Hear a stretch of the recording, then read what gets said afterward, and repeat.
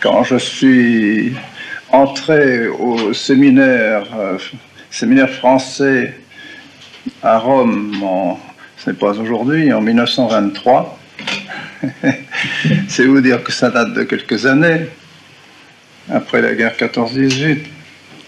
Quand je suis entré au séminaire français, eh bien, parce que j'avais été dans un collège qui était assez progressiste et moderniste, eh bien, j'en avais un peu les idées aussi, je vous avoue.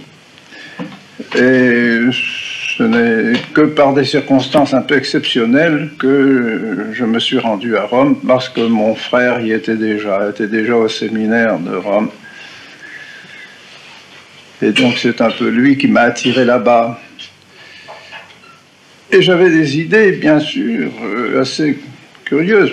Par exemple, celle-ci, je croyais qu'il était tout à fait normal que l'État n'ait pas de religion, que l'État soit laïque. C'est normal, l'État n'a pas à s'occuper de religion. La religion, c'est une chose, la société civile, c'est autre chose. C'est pas la même chose, donc ils n'ont pas de raison, l'État n'a pas de raison d'avoir une religion.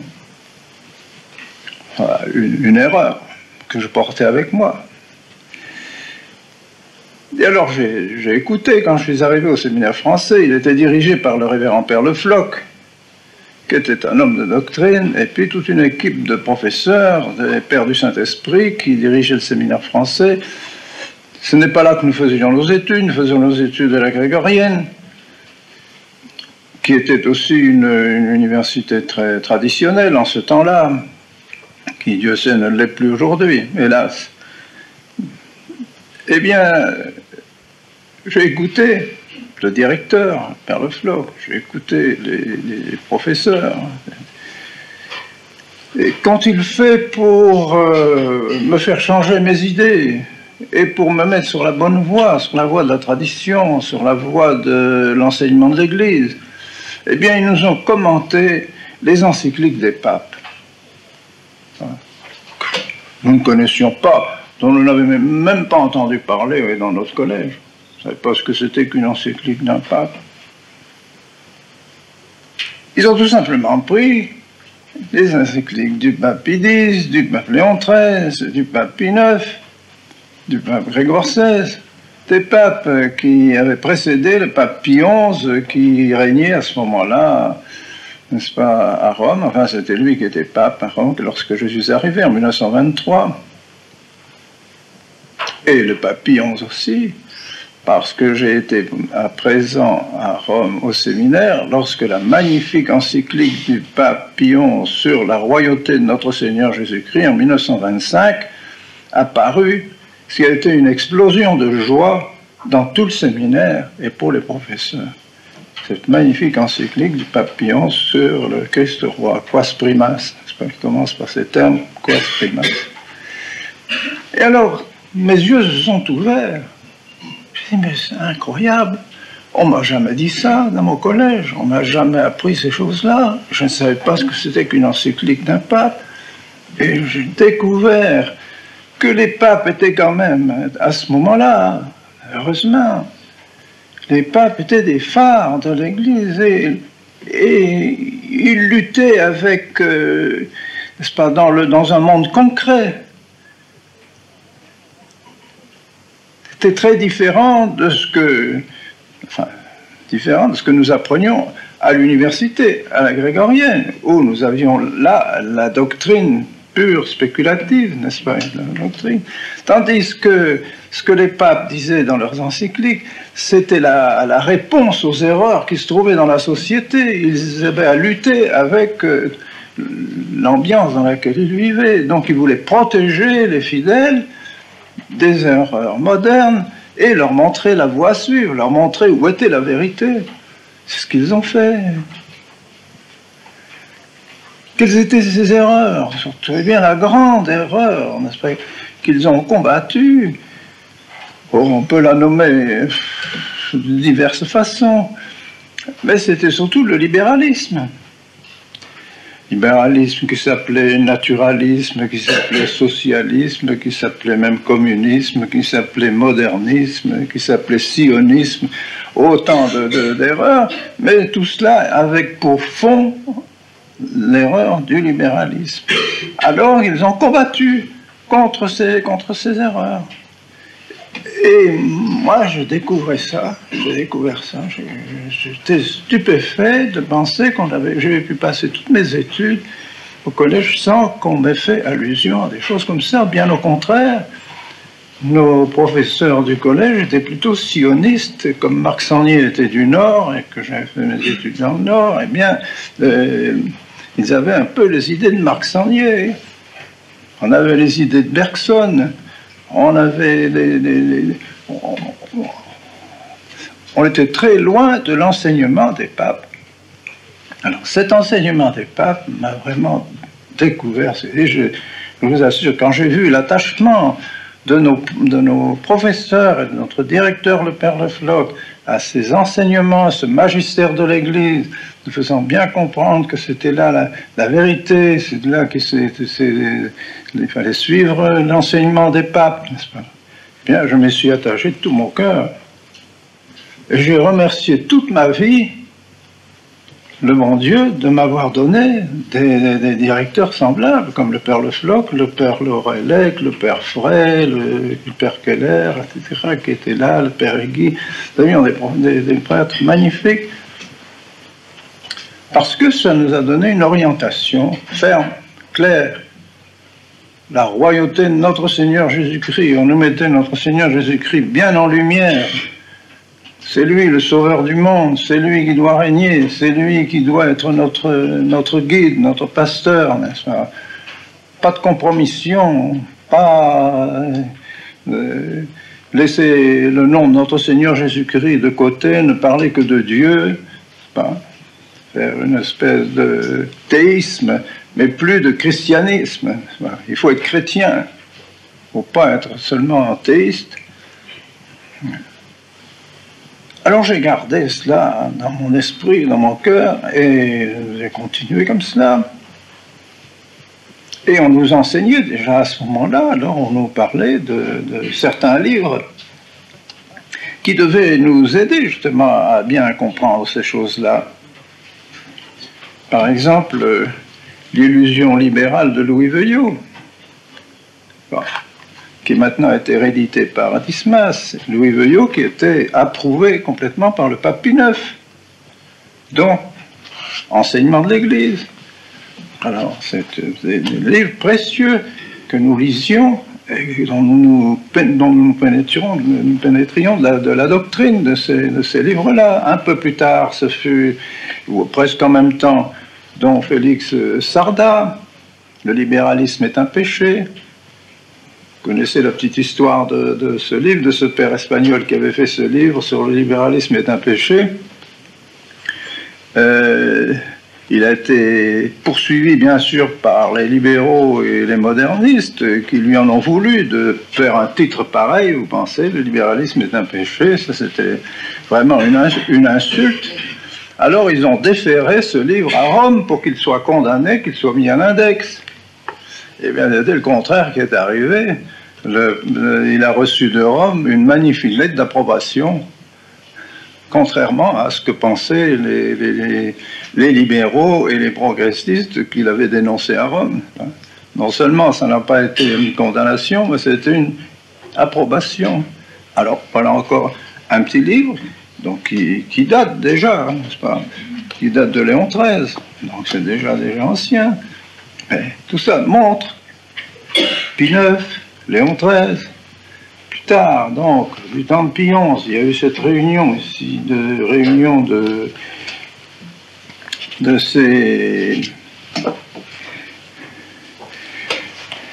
prêtres qui faisaient partie d'une association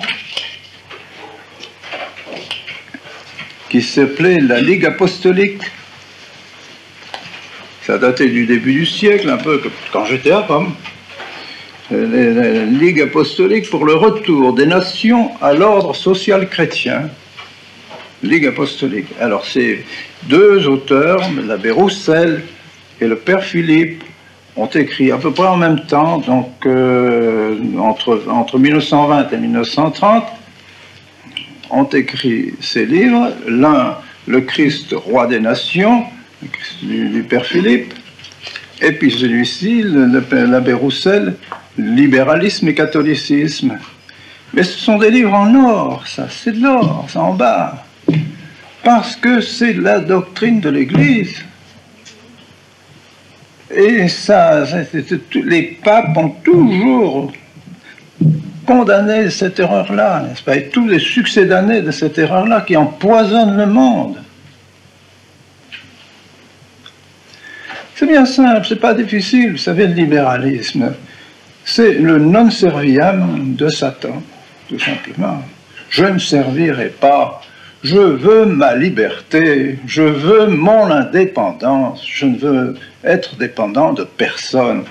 Voilà, c'est tout simplement. C'est ça, le libéralisme. Et ça, c'est venu depuis les protestants, à travers tous les protestants, à travers toute l'histoire. Ça s'est développé comme ça, n'est-ce pas? Puis la Révolution française, et c'est la liberté, la liberté, la liberté, la liberté.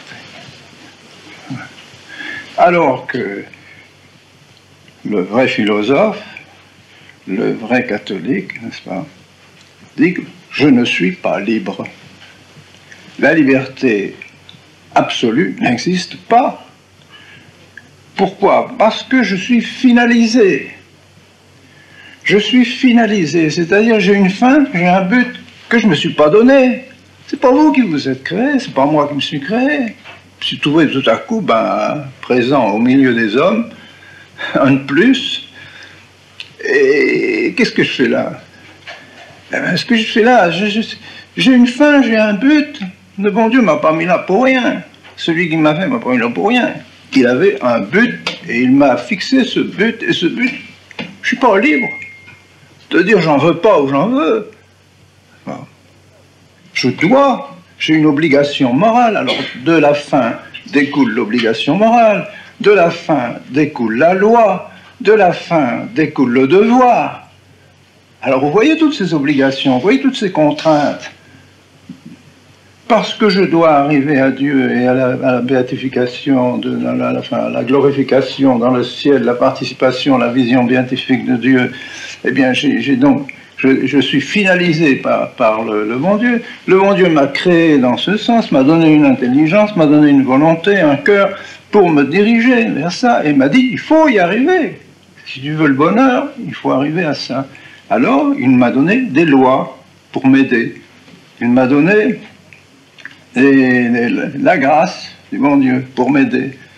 Et puis, il m'a donné les autorités, qui en principe va m'aider aussi à arriver à ce but. Les autorités de la famille, les autorités de l'État, même et les autorités de l'Église, c'est lui qui a tout créé. Donc, il me donne tout un ensemble de choses avec des obligations, des lois et un devoir à accomplir.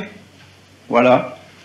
Alors vous pensez bien, les hommes qui s'égarent et qui ne veulent pas du tout de ces obligations, comment être obligé d'arriver à un but, moi, libre?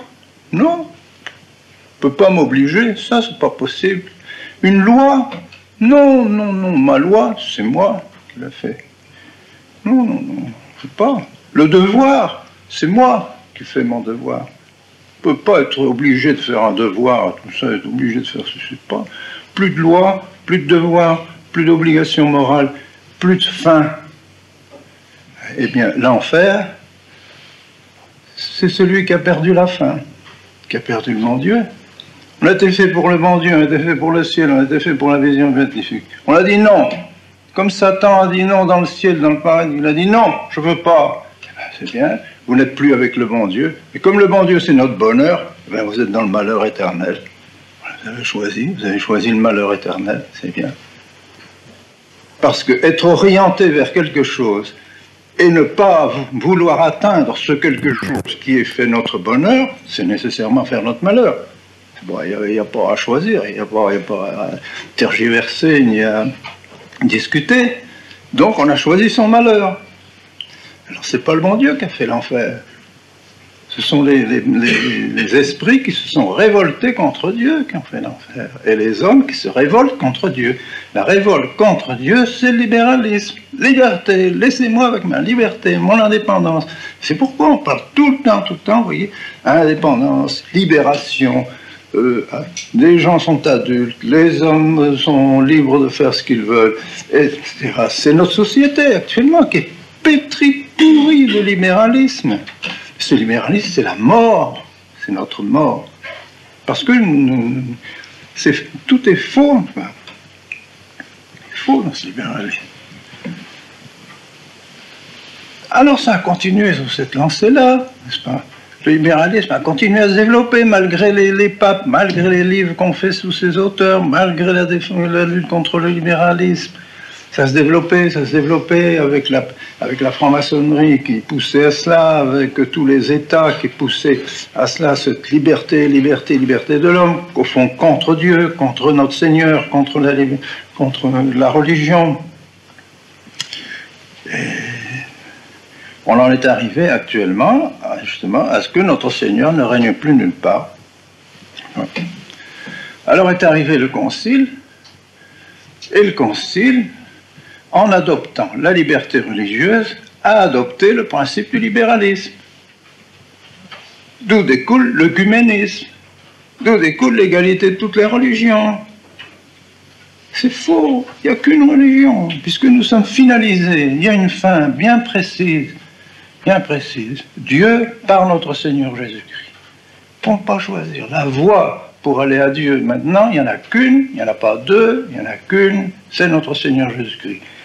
Vous voulez aller suivre notre Seigneur Jésus-Christ, vous arriverez au salut, vous arriverez au bonheur.